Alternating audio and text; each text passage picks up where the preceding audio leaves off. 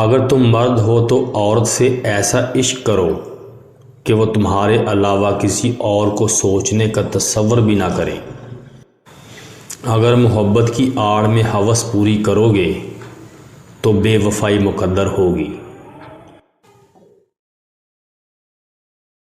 بسم اللہ الرحمن الرحیم۔ شروع کرتا ہوں اللہ کے نام سے جو بڑا مہربان اور نہایت رحم والا ہے۔ مرد بھی کیا چیز ہے، بیوی میں طوائف جیسی ادائیں اور طوائف میں بیوی جیسی وفاداری تلاش کرتا ہے۔ عورت کے لیے سب سے زیادہ پریشان کن لمحہ وہ ہوتا ہے جب اس کی شادی کسی بزدل شخص سے ہو جو بیوی کے حق کے لیے نہ بول سکے۔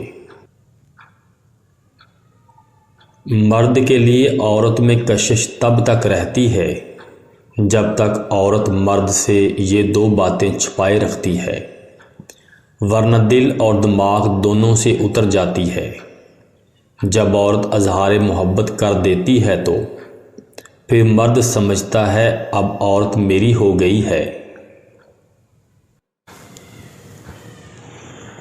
ٹائم پاس کرنے والوں کی سب سے بڑی نشانی یہ ہوتی ہے کہ اسے نہ تمہاری کمی محسوس ہوتی ہے اور نہ تمہارا ہونا۔ ایسے لوگوں سے اپنے جذبات جوڑ کر خود کو اذیت میں مت ڈالیں۔ میں ایسے مردوں کو خوش نصیب مانتا ہوں جن کے سینے سے لگ کے عورت روتی ہے اور سکون پا لیتی ہے، کیونکہ ہر مرد میں اتنا حوصلہ اور ہمت نہیں ہوتی کہ وہ عورت کے آنسو صاف کر کے وہاں مسکراہٹ لے آئے۔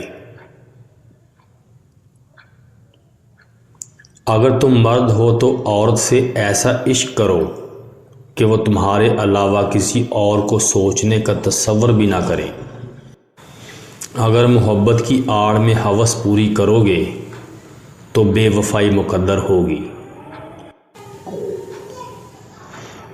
فقط ایک عورت کو دیکھ کر اپنا ایمان کھو دینے والی قوم کے نوجوان اپنے بنیادی حقوق کے حصول کے لیے ایمانی طاقت کہاں سے لائیں گے؟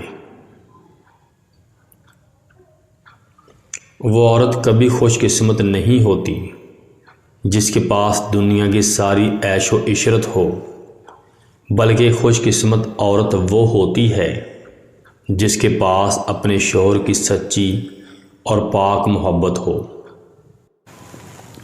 مردوں کے جال میں جلدی پھنس جانے والی عورتوں کی 3 نشانیاں ہیں۔ نمبر 1، وہ لالچی ہوگی۔ نمبر 2، دولت کی بھوکی ہوگی۔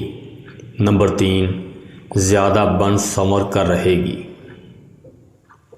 عورت وہ نہیں جو 1000 مردوں کو دیوانہ کر دے، بلکہ عورت وہ ہے جو ایک ہی مرد کو 1000 بار دیوانہ کر دے۔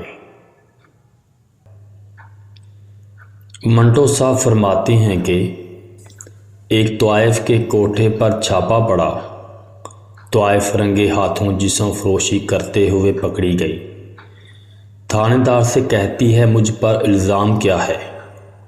تھانے دار نے کہا تم جسم فروشی کرتے پکڑی گئی ہو۔ طوائف نے کہا یہ تو میرا دھندا ہے۔ مجھے عورت کو دیکھ کر بہت دکھ ہوتا ہے جب اس کی ساخت پر دبا لگتا ہے اور وہ اسے مٹانے کے لیے داڑھی نہیں رکھ سکتی۔ عورت کو ڈر ہر مرد سے لگتا ہے سوائے اس کے جو اسے پسند آ جائے، پھر خواہ وہ شرابی ہی کیوں نہ ہو۔ مرد بھی عجیب ہے، اس سے شادی نہیں کرتا جس سے وہ چھپ کر ملتا ہے، اور اس سے شادی کر لیتا ہے جس سے کوئی اور چھپ کر ملتا ہے۔ طوائف کے جنازے کو کوئی نہیں پڑھنے جاتا، مگر اس طوائف کے پاس جانے والوں کے جنازے پر سب لوگ جاتے ہیں۔ ہم لوگ یہ نہیں جانتے کہ قیامت کے روز ہمارے ساتھ کیا ہوگا، لیکن یہ ضرور جانتے ہیں کہ دوسروں کے ساتھ کیا ہوگا۔ منٹو صاحب ایک دلچسپ بات بتاتے ہوئے فرماتے ہیں کہ وہ لوگ جن پر خدا کی مہربانی ہوتی ہے وہ اس سے ناجائز فائدہ بھی اٹھاتے ہیں۔ ہم عورت اسی کو سمجھتے ہیں جو ہمارے گھر کی ہو، باقی ہمارے لیے کوئی عورت نہیں ہوگی، بس گوشت کی دکان ہوتی ہے اور ہم اس دکان کے باہر کھڑے کتوں کی طرح ہوتے ہیں جن کی ہوس زدہ نظر ہمیشہ گوشت پر ٹکی رہتی ہے۔